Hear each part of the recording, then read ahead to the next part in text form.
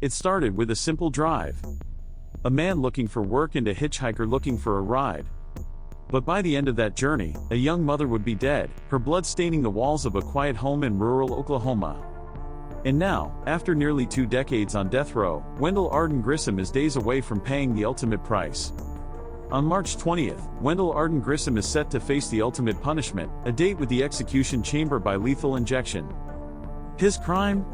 A senseless and brutal home invasion in rural Blaine County, Oklahoma, that left one woman dead and a family shattered.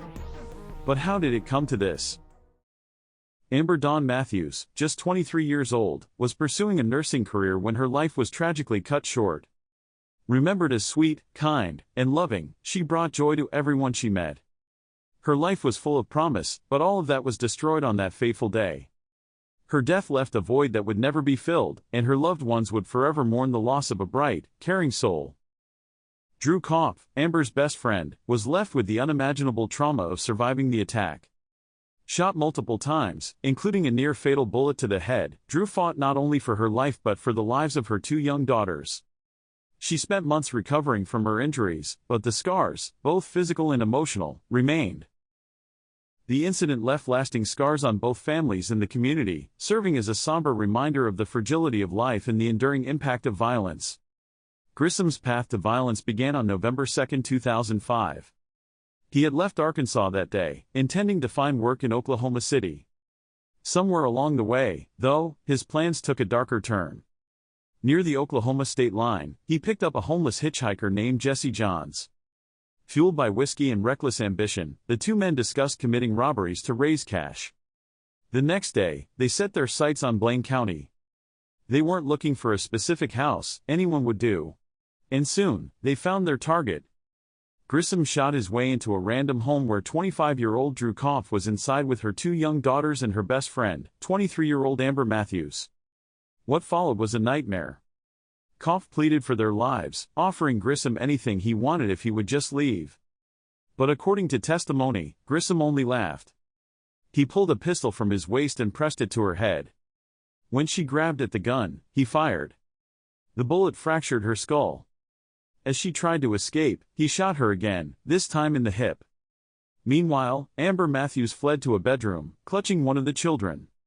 She begged Grissom for mercy, but her pleas fell on deaf ears. He shot her in the back of the head while she was still holding the baby. Then, as she lay helpless on the floor, he fired a second shot into her forehead.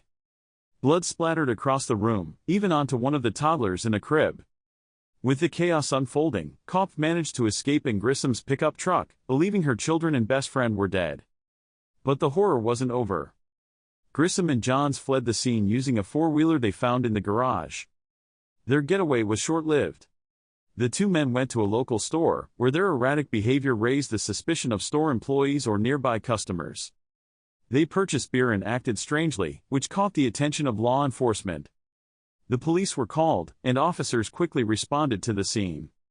Grissom and Johns were arrested shortly afterward, thanks to their odd actions in the tip-off from the store.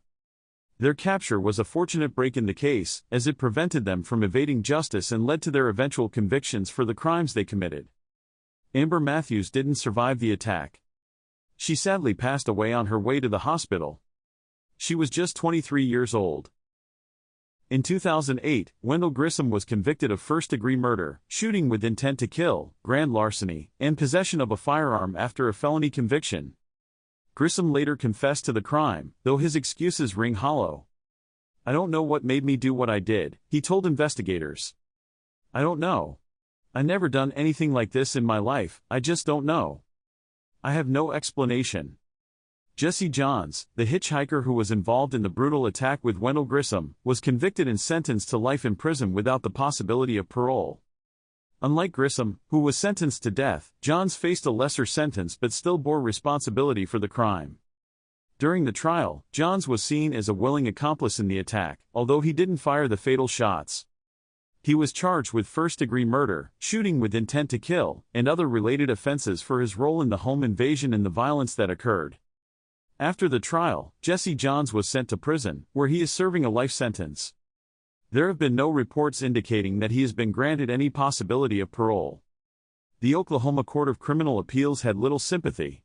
In 2011, they upheld his conviction, calling the crime a callous and pitiless slaying. Now, with the clock ticking toward his execution, Grissom's legal team is making a last-ditch attempt to save his life.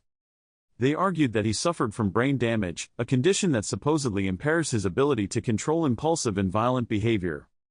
But the facts speak for themselves. A mother begged for her life, and he laughed before pulling the trigger.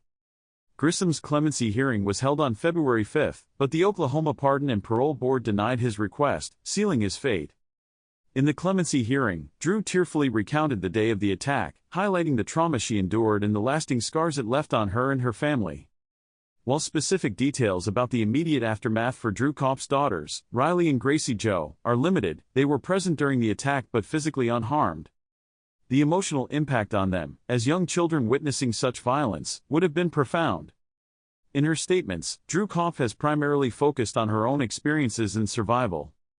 She has expressed deep survivor's guilt, especially concerning the loss of her friend, Amber Matthews, who was protecting the children during the incident. While Riley and Gracie Jo's personal accounts are not widely documented, their survival and the family's ongoing healing process are testaments to their resilience. For a more intimate perspective, Dreu Kopf's memoir, Beautifully Broken, offers insights into her journey through love, loss, and recovery.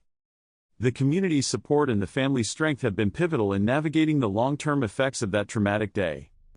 On March 20, 2025, Wendell Grissom is scheduled to be executed by lethal injection at the Oklahoma State Penitentiary in McAlester. A fitting end for a man whose brutal actions left a young mother dead and a family forever scarred. As Wendell Grissom's execution looms on March 20th, another man is also set to face the same fate. Edward Thomas James, convicted of the brutal 1996 murder of a young woman in Oklahoma, is scheduled to be executed on the same day. I'll also be posting a video about Edward Thomas James' case. Thank you for watching. If you want to hear more chilling true crime stories like this, be sure to like, subscribe, and turn on notifications so you never miss an update. What are your thoughts on this case? Let us know in the comments below. As always, stay curious and stay safe. Until next time.